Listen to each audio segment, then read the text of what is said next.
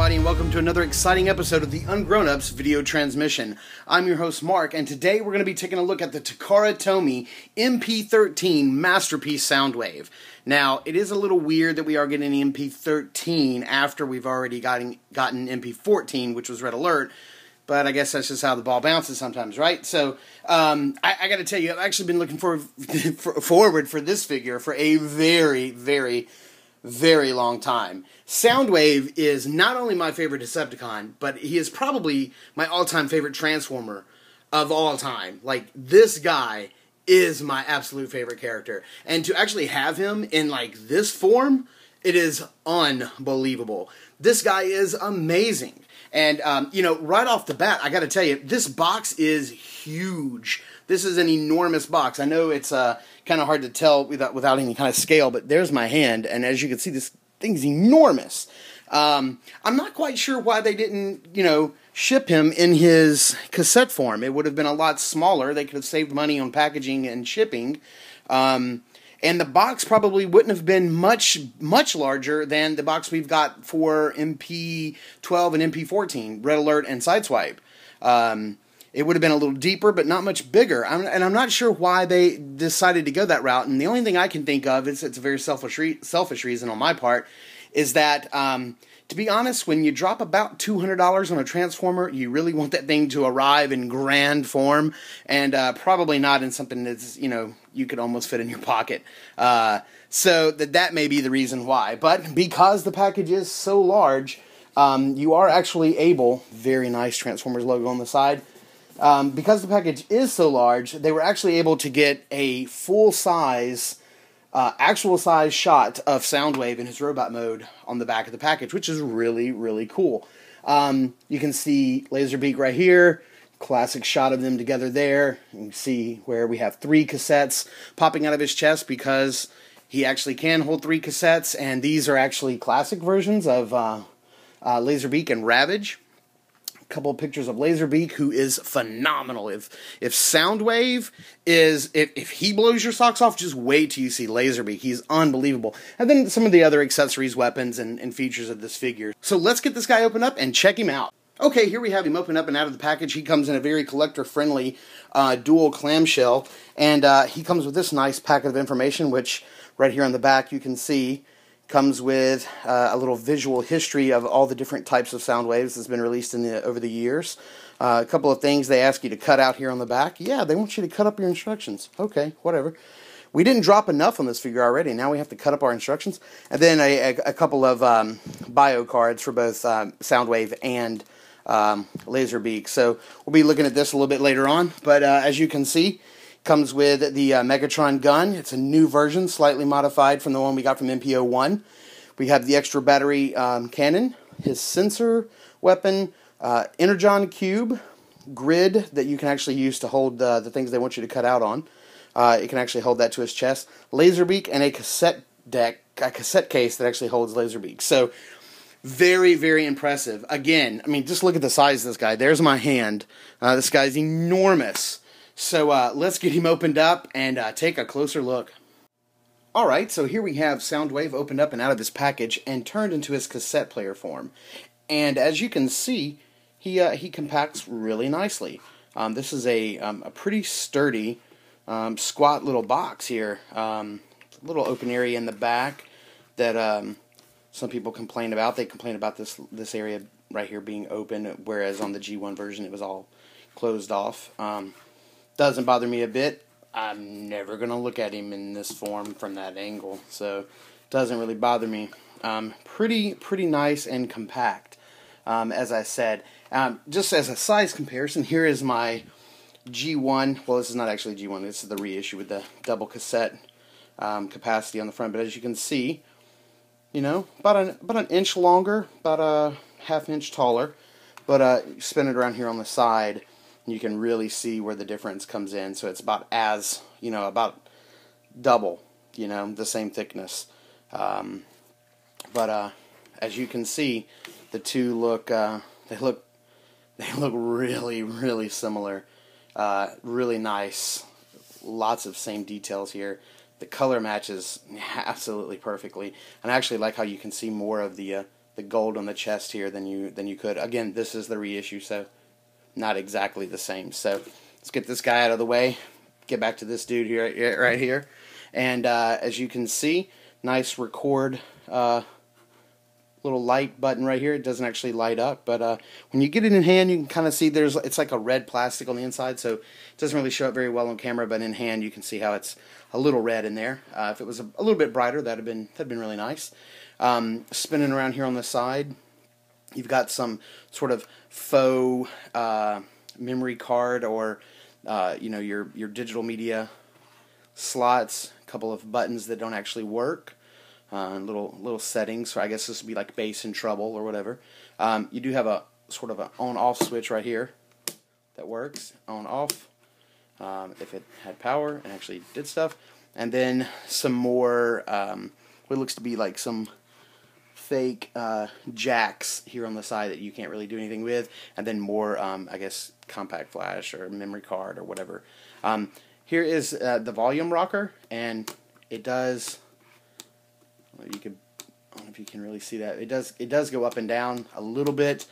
People are complaining that it doesn't go all the way around. I don't see why, because this thing actually doesn't play music, and therefore it doesn't really need volume controls, but whatever. And then here on the front, you can see the play, stop, and record buttons don't actually work, but your rewind and fast forward buttons do. They do depress and go in. So, but the only button that anybody cares about is the eject button, and yes, it does work. And here is Masterpiece Laserbeak, and what a fine piece of craftsmanship this is right here. We'll get to this guy later, but just to kind of show off sort of the eject, you can see how it looks in there. Pops right out. Now, the really cool thing about Laserbeak, sitting him right here for a second, is, and let me get these two G1. I have a Ravage and Laserbeak here. Here we have the original G1 cassettes. These are, well, reissues again. But as you can see, these things are identical in size. They are the same thickness, same width, same everything. They are identical. And so as such, as you would have guessed, you can, just like the back of the package suggests, you can actually get them all to fit inside of here. So it's a very, very nice little gimmick that they got going on here. And the way this works is you can actually press this in once, hear it click, press it in again, it'll actually go all the way back. You can press it in 2 times. And the way you get that back out again is right here on the back, where on the G1 version, this would have been the belt clip. Right here, you can press it once, you hear it release, move forward 1 time, press it again, you hear it press and release and move forward a 2nd time. Okay, so what we're going to do is we're going to attempt to get all 3 of these guys in there at one time. So what we'll do is we'll go ahead and press this guy back 1 time, so we have enough clearance to sort of get past the little teeth on the tray. We'll push it back a 3rd time. We'll go ahead and get the re-release of Ravage in here. We'll get it in there, press it in, and then the new Masterpiece Laserbeak. And we'll sort of get him in, sit him right inside the case window. Close it all up, and as you can see, no added thickness, no crazy gimmicky kind of backpack thing that happens like with the Fall of Cybertron Voyager class Soundwave that we got. Just a little button. And so the way this works is, hit the button 1 time, 1 cassette comes out, close it up, hit the button in the back, brings them all forward, press the eject button, come on, press the eject button, next one comes out, close this up, hit the button in the back.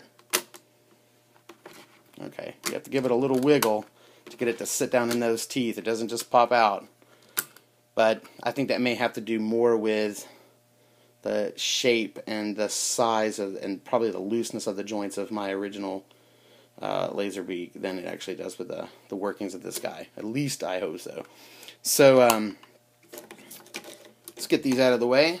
And one last thing I do want to point out before we move on to the accessories and checking this guy out in robot form is the fact that if you look right here on top, there is a earphone jack right there, and as it's been pointed out, you can actually take your standard earbuds and put it down in there. It actually fits. That is really, really cool. I actually would like to have this thing sitting on my desk at work with my earbuds plugged in, and then somebody come in and wonder if I am actually listening to an old school cassette recorder. Of course not. No, that would be stupid. I would never do that. Anyway.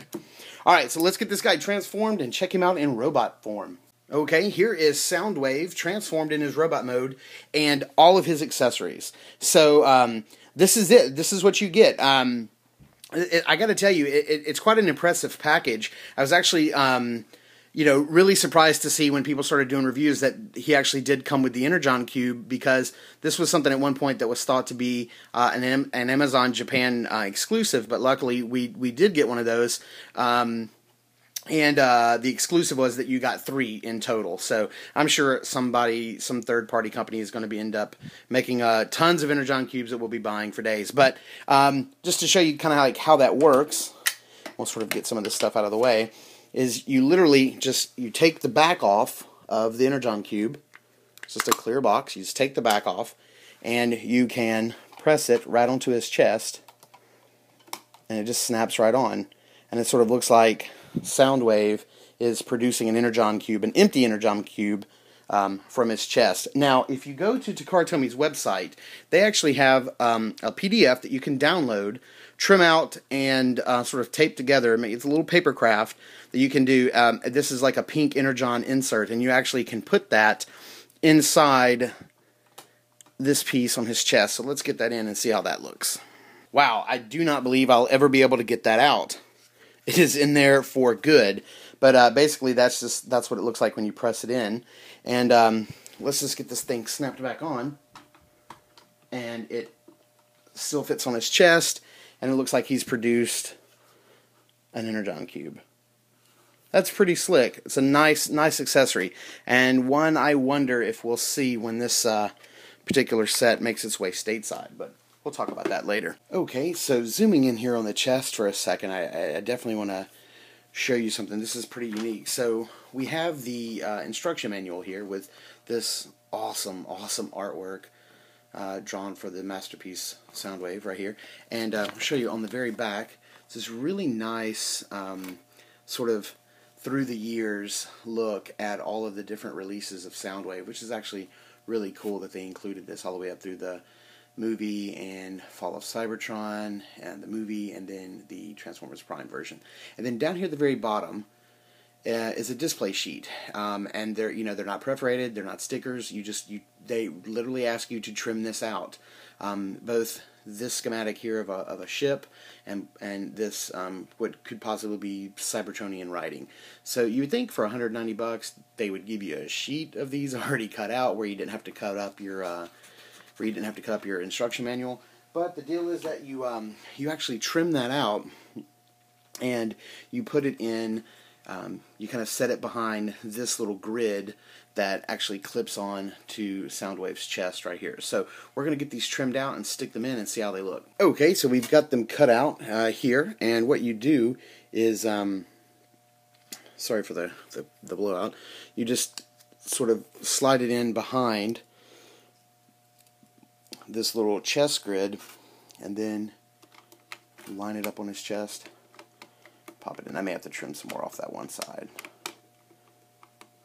but there you go. He's got a readout on his chest now, a little schematic of a rocket ship. Looks pretty cool. I definitely need to trim some more off that one side. I don't mind cutting these out of the back of my manual. I mean, I'm sure you could, go to any copy store, or just do a scan and a copy of it and print it out yourself at home or somewhere else. But, I'm never going to sell this guy. I'm not worried about keeping the manual spotless. And truth be told, I'll probably never even put these things back on here again. But, and here is the Cybertronian lettering, or whatever the case may be, whatever that is. So, pretty cool little addition that, again, for the price, it would have been nice if they'd have just included these as little cards already pre-cut, where you didn't have to cut the manual, but Way to go, Takara, Tomy. So, you'll notice that Soundwave is not armed. If you come around here on the back, you can see this is where all of his weapons store.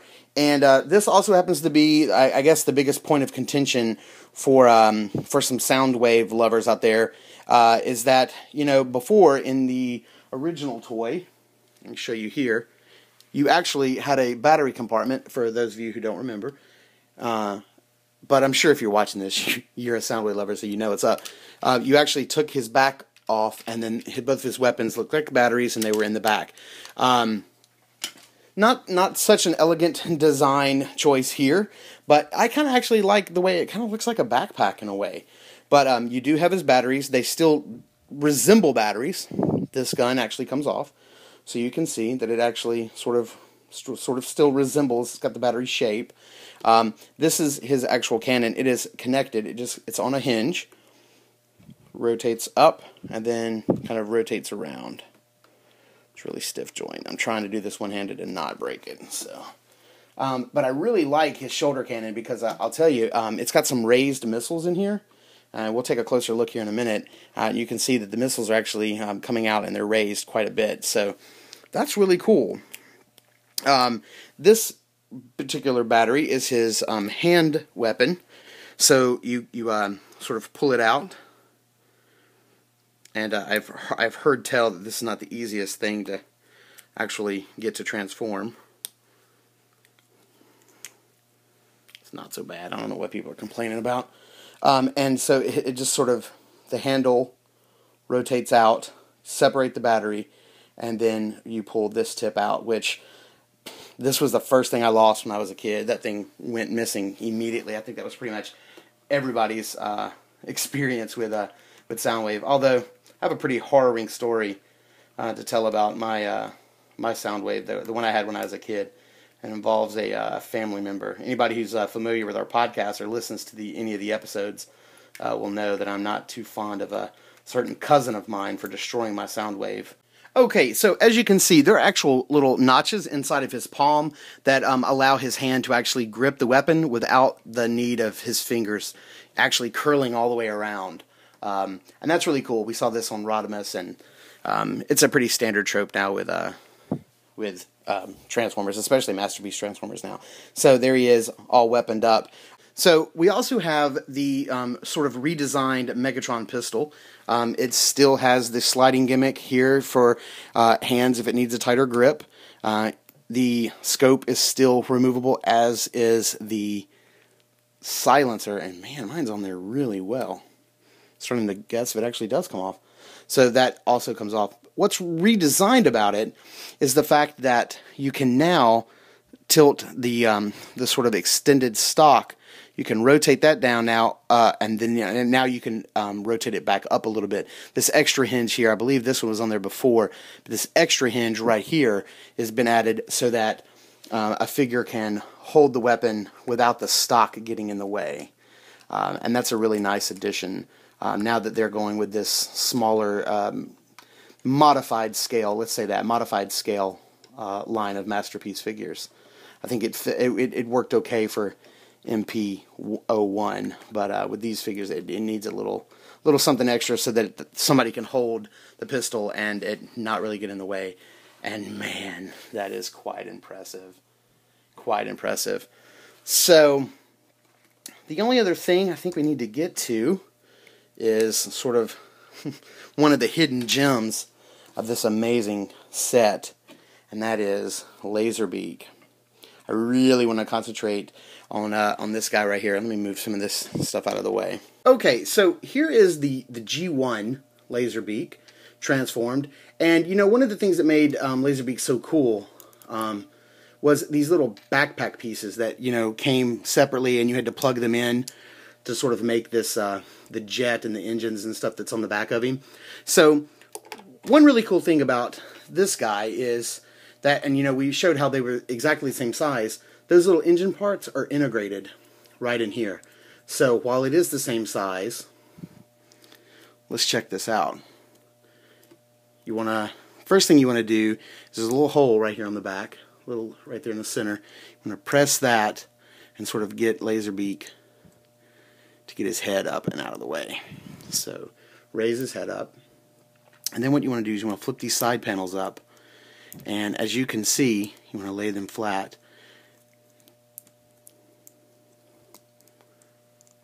There are the engines. It's so amazing. I'm going to flip the wings down and lock them back. Sorry if you guys can hear that. We have really obnoxious neighbors that live above us. They don't really respect the sanctity of silence. So, flip his legs out, and there you go. And there you have the Masterpiece. Geez, they're loud. You have Masterpiece Laserbeak. And as you can see,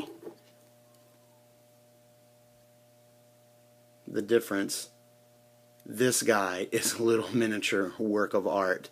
I was actually only planning on picking up the Masterpiece Ravage and Rumble set, or whichever one comes with Ravage, since that would give me 3 of these guys, and only 3 fits in his chest. So I thought that was a good. I thought, you know, I'll just skip out on Frenzy and Buzzsaw because you know, he's just a repaint of this guy. But since getting him, I've gone ahead and pre-ordered the other set, so I can have another one of these guys just to keep around because he is so amazing. It would have been cool if the other set had, you know, Rat Bat in it or something like that, but who cares? This guy is so amazing that that I really don't mind having an extra one. So let's move this guy out of the way, and I'll show you one last neat little thing. Is right here on the top of his head. See if I can get this to pop out. You can actually raise up his little spy camera, and that thing is so incredibly killer cool. You see it's raised there, and then you can just lay it flat. This guy is a little miniature work of art. I can't say that enough. He is amazing. So let's see how this guy works with Soundwave. Okay, so here we have Soundwave, and we've got Laserbeak, and I don't know if you can see this, but on Laserbeak's feet, on the very bottom, his feet have these grooves kind of slotted into them, and right here on the top of Soundwave's shoulder, you can see is a little grooved section. He has one on each shoulder, here, and also right here on his wrist, on the back of each one of his wrists, you can see a little raised plastic tab, and that is so that Laserbeak can, his little feet can like just kind of like slot in, and stays on pretty well. Like he won't come off. That's really, really, really cool. I say he won't come off, and then he just came off. So let's get this guy positioned so he can have a look at Laserbeak on his arm. And there we go. That is absolutely perfect. Absolutely perfect. Oh man, that's so killer cool. Alright, so what I want to do real quick is I want to show off a little bit of size comparison. We've seen him with Laserbeak plenty now. So what I want to do is I want to bring in the original G1. So you saw that they weren't too terribly out of scale with one another in their cassette form, but here he is in robot mode, considerably larger. God, I still love this guy. He's so awesome. So go ahead and bring him in with a couple of other guys. Here he is with a Masterpiece Sideswipe. I'd bring in Red Alert, but what's the point? They're the same. So it's a good size scale there. And I'm afraid that, let's see, this is going to match up so well. Haven't actually stood these guys next to one another yet, but here's a Masterpiece Thundercracker. And I got to say, I think that's a pretty decent scale. I kind of like the idea of Soundwave being a little taller than the Seekers. You know, I kind of think, you know, he's kind of like second in command. So to me, it makes sense. He's a little larger than the Seekers. Let's see how this is going to work out. Here's the one everybody's wanting to know. How's he stack up against MP-10? Is Optimus going to be out of frame? Just a little bit. Optimus is out of frame just a little bit. Sorry about that. So yeah, as you can see, Optimus is a good, I'd say, a good head taller than Soundwave. Really nice. That's a good comparison. Cannot wait to get these guys up on the shelf with one another. So what we're going to do is we're going to do something with Soundwave that I typically do with my Hot Toys reviews, and that is going to be to put this guy through a series of poses, and let's do a little pose montage. So we'll catch you back on the other side of that with a couple of final thoughts.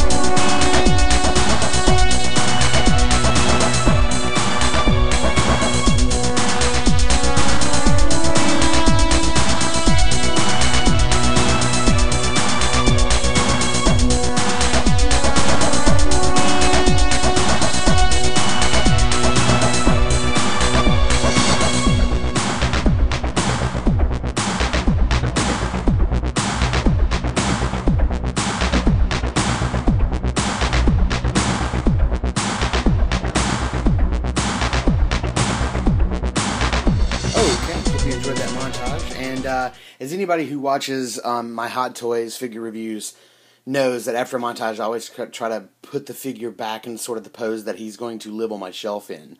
And this is pretty much it. I just think this is the most iconic pose for Soundwave. And yeah, you know, I love having Laserbeak with his head turning out this way so I can actually get a chance to see him. I just think it looks killer, and this is how he's going to live on my shelf. Now, some final thoughts about this figure. The price point is always going to be a point of contention for collectors. Is he worth it? Is he not? I happen to believe that he is.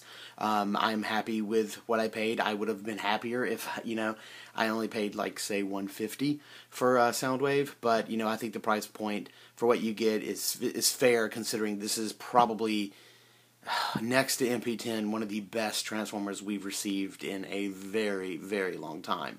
So that brings up the point of availability. Should you import this guy? So,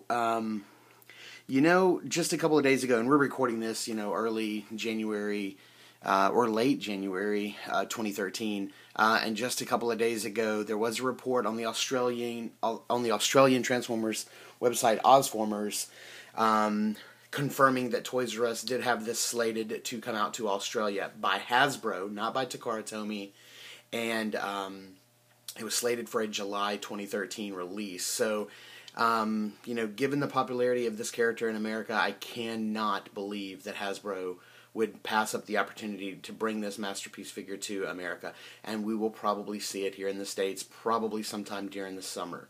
Will it carry a $189 price tag? I highly doubt it. I can't see Toys R Us being able to move a $200 Transformer. I just don't see it. So that leaves us to speculate what the price is going to be. Ozformers had the Australian release coming in, or Toys R Us had it released at $100. I'd be willing to bet that he's going to be at least $120, just like the Masterpiece Optimus Prime. At first he was listed at $99, but he sold out, and when he was re-released around Christmas, he was going for about $119 at our Toys R Us here in town. So I would guess that he would probably fall in that $100 to $120 range, and for that they're going to have to come off of it $60. And how are they going to be able to bring the price down? How are they going to be able to bring it down $60? I can't imagine that they would leave out Laserbeak. He's such an integral part of Soundwave. So, it may be that we don't get the Megatron pistol. It may be that we don't get the extra plate and the Energon cube. And, honestly, all of that may be may be worth it. That may be enough for them to be able to come down in the price. Do I think all that stuff's worth $60? Absolutely not. I would have much rather this figure come in at $100 and me not get any of that stuff. But barring that, I can't imagine. I mean, the colors are spot on. I can't imagine that the paint scheme would change any. So, you know, it's completely up to you. I mean, this is all speculation. We don't know what the price is going to be. We don't know what the accessories included are. So, you know, it's totally up to you if you want to import now and own him, or take the chance of him coming or possibly not coming. Although I don't think that's going to happen. I think he'll be available here in America over the summer. So, you know, your decision. I hope this video helps. You know, that's going to about wrap it up for this guy. We're going to ask that if you enjoyed the video, that please like, comment, or subscribe. Be sure to join in the conversation over at facebook.com/ungrownups, and be sure to check out our website at ungrownups.com, where you can also check out our podcast, which is new every 2 weeks, or you can check it out over at iTunes. So that's going to about do it for us, and until next time,